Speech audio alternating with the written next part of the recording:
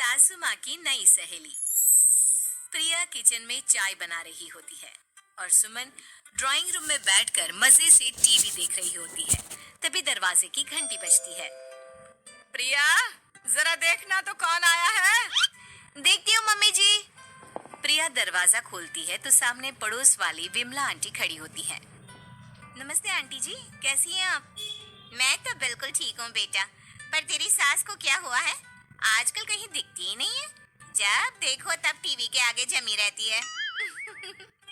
अंदर तो आइए आंटी। अरे ओ दीपक की अम्मा, कहाँ हो? अरे विमला, आओ आओ, क्या बात है, बड़े दिन बाद याद आई तुम्हें मेरी। मैं तो हमेशा ही तुम्हें याद करती हूँ, पर तुम ही गायब रहती हो और आजकल तो बाहर भी नहीं आती जाती। तबीयत तो ठीक है ना तुम्हारी? अरे तबीयत को क्या होना है, इस उम्र में तो कुछ ना कुछ लगा ही रहता है। मेरी छोड़ो, तुम ये बताओ कि क्या चल रहा है गली मोहल्ले में। तुम गली मोहल्ले की छोड़ो, चल तो तुम्हारे पड़ोस में रहा है। तुम्हारी नई सहेली आई है। मेरी कौन सी नई सहेली? मैं तो यहाँ बस तुमसे बातचीत कर लेती हूँ, या फिर बाजू वाली शर्मा की बहू से दो चार बातें कर लेती हूँ। इसीलिए तो कहा कि तेरी नई सहेली आई है। अब कोई पड़ोस में आया है तो बात तो होनी ही है। कम से कम इसी बहाने हमारा भी एक ग्रुप बन जाएगा। फिर सब मिलकर अपनी बहुओं की शिकायतें किया करेंगे। दोनों हंसने लगते हैं। तभी प्रिया चाय लेकर आती है और सामने टेबल पर रख देती है। दोनों चाय पीती हैं और बातें करते हैं। चलो मैं चलती हूँ, अब कल मिलते हैं। राम राम। अगले दिन प्रिया किचन में कुछ काम कर रही होती है और सुमन आराम से सोफे पर बैठकर मटर छिल रही होती है। तभी डोरबेल बजती है। प्रिया दरवाजा खोलती है तो सामने उनकी नई पड़ोसन खड़ी होती है। जी, आप कौन? मैंने पहचाना नहीं। नमस्ते बेटा, मैं शारदा, आपके बगल वाले घर में अभी 2-4 दिन पहले ही शिफ्ट हुए हैं। ओह अच्छा अच्छा अच्छा, नमस्ते आंटी। अंदर आइए ना आप। देखिए तो मम्मी जी, आज कौन आया है। इतना कहकर प्रिया किचन में चाय बनाने चली जाती है। नई पड़ोसन को घर पे देखकर सुमन थोड़ा हैरान हो जाती है। नमस्ते बहन जी, मैं शारदा, आपकी नई पड़ोसन। हाँ, अच्छा अच्छा, आप हैं हमारी नई पड़ोसन। आइए आइए, और बताइए कैसी हैं आप? जी बिल्कुल ठीक हूँ। वो दरअसल घर पर छोटी सी पूजा रखवाई थी, बस उसी का प्रसाद देने चली आई। सोचा इसी बहाने नए पड़ोसियों से भी मुलाकात हो जाएगी। ये तो बहुत अच्छा सोचा आपने। सुमन प्रिया को आवाज लगाती है। अरे ओ बहू, जरा चाय पानी का तो आके पूछ लो।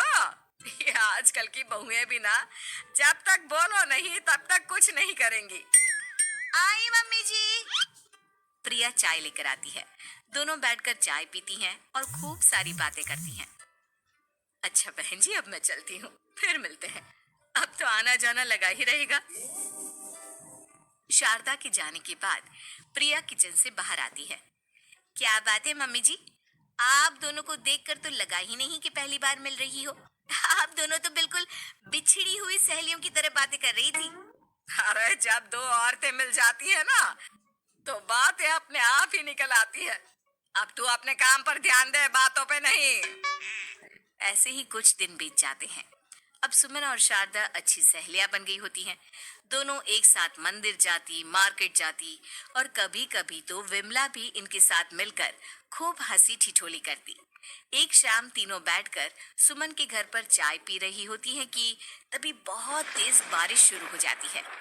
सुमन जोर से प्रिया को आवाज लगाती है।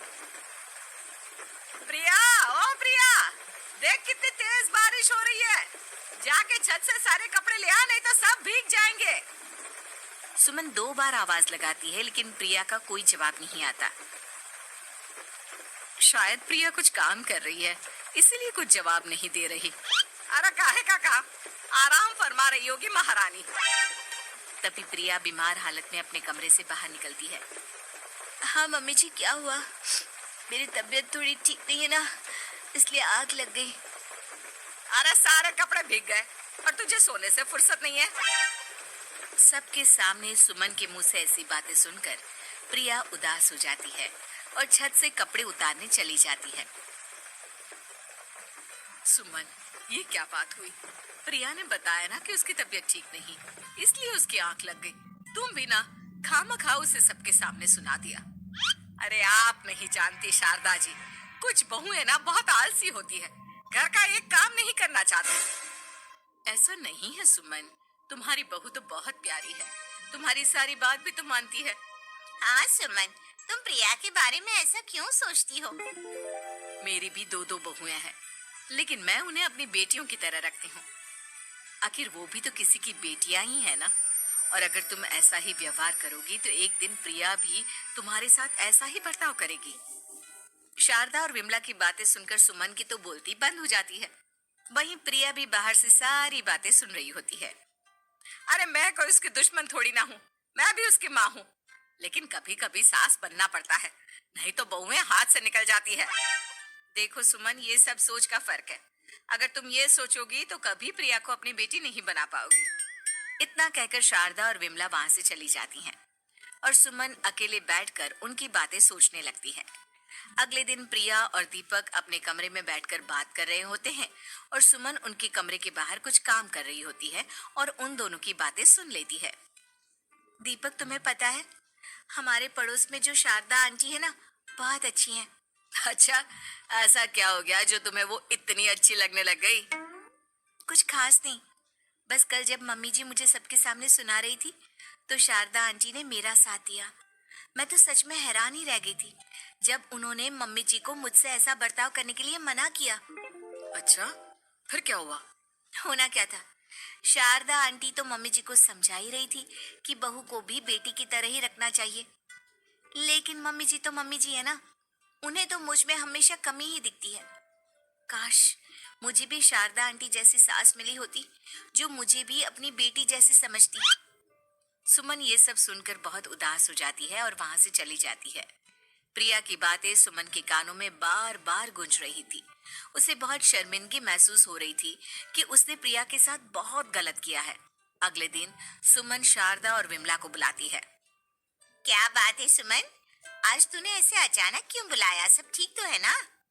हाँ हाँ, सब ठीक है, तुम दोनों बैठो तो सही। तब तक दीपक और उसके पापा भी आ जाते हैं।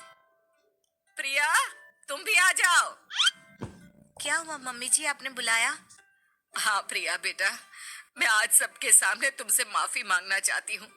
मैंने आज तक तुम्हारे साथ बहुत बुरा व्यवहार किया है, लेकिन तुमने कभी भी मेरे साथ बुरा बर्ताव नहीं किया। मुझे अपनी गलती का एहसास हो गया है, हो सके तो मुझे माफ कर देना। प्रिया अपनी सास की बातें सुनकर हैरान हो जाती है।